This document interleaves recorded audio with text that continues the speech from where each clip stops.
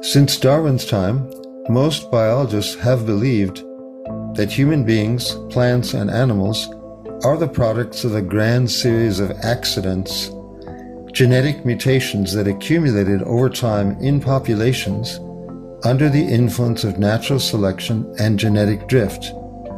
However, science is not based on belief, it is based on facts. So what do the facts say? In order to answer this question, we have to know which facts are relevant. We must be conversant with molecular biology because the various functions of the physical body are based on molecules, and regular changes over time in these molecules determine the trajectory of evolution. Population genetics is also required because evolution involves simultaneous genetic mutations in many members of a population that interact with each other. How these mutations accumulate over time in a population is determined by the mathematical formulae of population genetics. A mutation is said to be neutral if it provides no fitness advantage. A neutral mutation cannot spread throughout a population by natural selection because it provides no advantage to be selected. A neutral mutation spreads throughout a population by genetic drift at a rate that is much slower than the rate at which a strongly beneficial mutation spreads. Therefore, in order to evaluate the validity of the modern theory of accidental creation, which is based on unguided mutation, natural selection, and genetic drift, we must identify a biological adaptation that requires the accumulation of several neutral mutations. This is what I have done. The adaptation I have studied is known as the S1 opsin, which is a protein molecule in the primate retina that mediates the perception of blue light. The evolutionary trajectory of the primate S1 opsin has been reconstructed in great detail.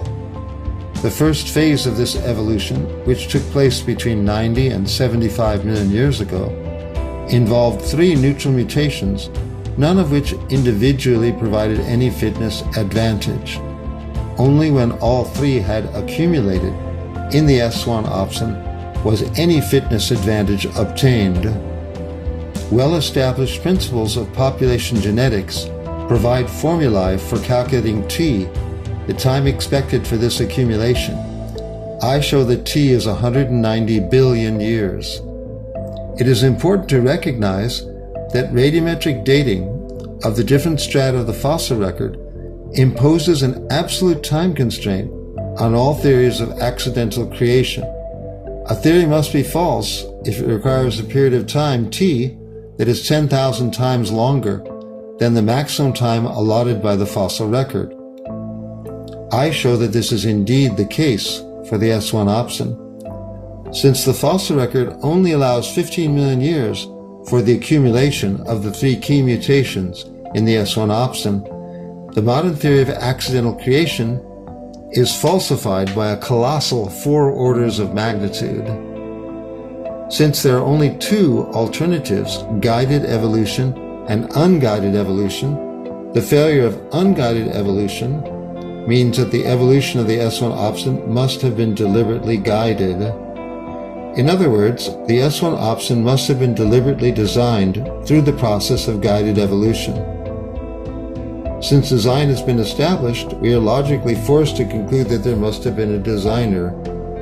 Since there were no terrestrial beings capable of manipulating the genomes of terrestrial primates tens of millions of years ago, we are logically forced to conclude that the manipulator, i.e. the designer, must have been a superhuman extraterrestrial.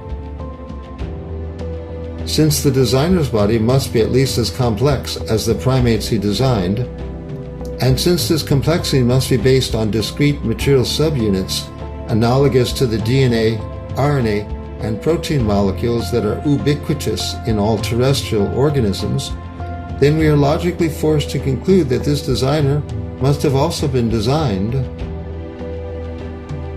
It is important to recognize that any material system capable of advanced cognition, whether a biological organism like a human being, a computer made of silicon chips, or a set of electromagnetic fields that interact with themselves, in all cases, such a cognitive capability must necessarily have a high information content. In other words, any being capable of advanced cognition must have a high information content, and this high information content must necessarily be based on a complex underlying material structure.